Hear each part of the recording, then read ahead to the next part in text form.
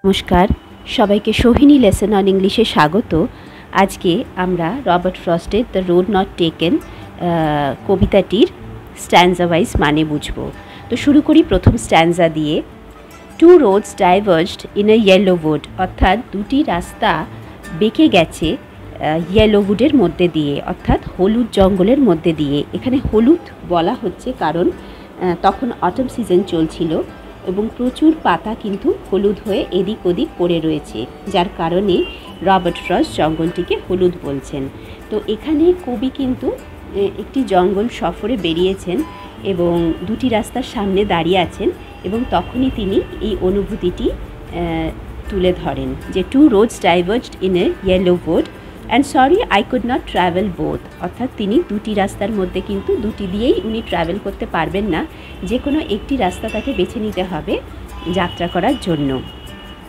And be one traveller long I stood, and be one traveller, এখানে one traveller বলা হচ্ছে কারণ কবি এখানে একাই রয়েছেন, ইনি কিন্তু কোনো সঙ্গী সাথী নিয়ে যাননি এবং উনি বলছেন অ্যান্ড বি ওয়ান ট্রাভেলার, একজন একলা এবং একাকী ট্রাভেলার হয়ে উনি অনেকক্ষণ ধরে ওই রাস্তাটিকে দেখতে থাকলেন, রাস্তাগুলিকে দেখতে থাকলেন দাঁড়িয়ে। And look down one as far as I could, এবং উনি একটি রাস্তাকে পর্যবেক্ষণ করতে থাকলেন অনেকক্ষণ ধরে। উনি যতটা সময় নিয়ে দেখতে চান উনি কিন্তু সেই সময়টুকু নিয়ে ওই রাস্তাটিকে দেখতে থাকলেন।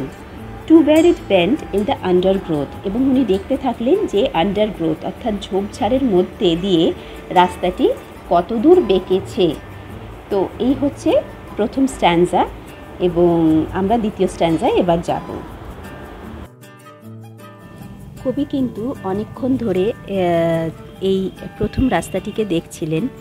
দেন took the other just as fair, মানে তিনি অনেকক্ষণ ধরে প্রথম রাস্তাটি দেখেছেন যে কোথায় সেটি বেঁকেছে কিন্তু বুঝতে পারলেন না, উনি সেই জন্যে দ্বিতীয় রাস্তাটি চুজ করলেন।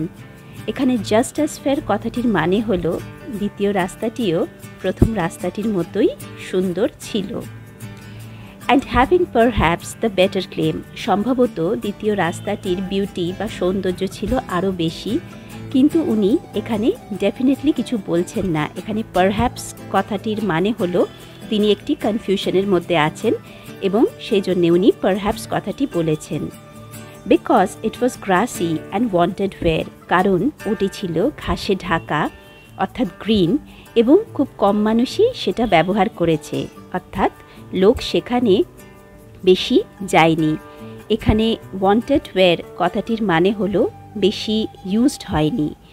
তো এখানে কবি নেক্সট লাইনে বলেছেন though as for that the passing there had worn them really about the same, এখানে কিন্তু প্রথম রাস্তাটি বেশি ব্যবহার করা হয়েছে কারণ দেখা যাচ্ছে যে প্রথম রাস্তাটি গ্রে এবং সেখানে পাতা পড়েছিল যেগুলো মানুষের পায়ের দ্বারা মারানো ছিল। যদিও প্রথম রাস্তাটি মানুষ যদি দ্বিতীয় রাস্তাটিকেও প্রথম রাস্তাটির মতো মানুষ ব্যবহার করত তাহলে কিন্তু প্রথম রাস্তাটিও কিন্তু সেরকম সুন্দর থাকতো এবং ঘাসগুলো গ্রে থাকতো, অর্থাৎ রাস্তা দুটি সমান থাকতো।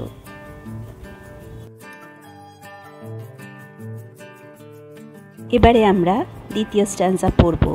And both that morning equally লে, এর মানে হলো দুটি রাস্তাই কিন্তু সমানভাবে সুন্দর লাগছে সেই সকালে, যে সকালে কবি মনস্থির করেছেন যে উনি একটি রাস্তায় ভ্রমণ করবেন।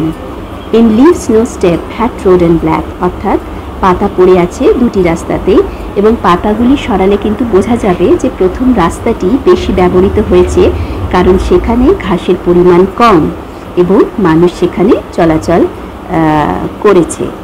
ও I kept the first for another day, কিন্তু এখানে কবি বলেছেন যে একদিন তিনি প্রথম রাস্তাটায় গিয়ে উনি দেখবেন, কিন্তু আজকে আপাতত উনি সেকেন্ড রাস্তাটায় উনি যাবেন এবং তার আনন্দ উপভোগ করবেন। yet knowing how way leads on to way, এবং উনি এও বলেছেন উনি কিন্তু জানেন না যে এই রাস্তাটি কোথায় তাকে নিয়ে যাচ্ছে, অর্থাৎ কোথায় এই রাস্তাটি শেষ, তবে উনি কিন্তু এই দ্বিতীয় রাস্তাটি বেছেছেন এবং সেখানে সেই আনন্দ উপভোগ উনি করবেন।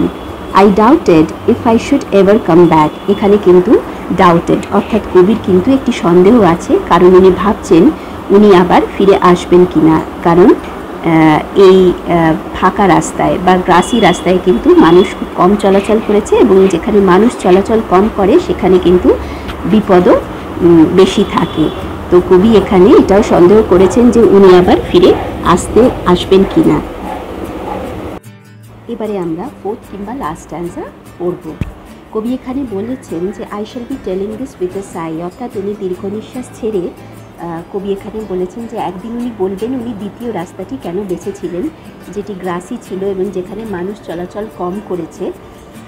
Somewhere ages and ages hence, কোনো এক সময় কোনো একটি স্থানে যুগের পর যুগ অতিক্রম করার পরে উনি একদিন এই কারণটি বলবেন যে উনি দ্বিতীয় রাস্তাটি কেন বেছেছেন।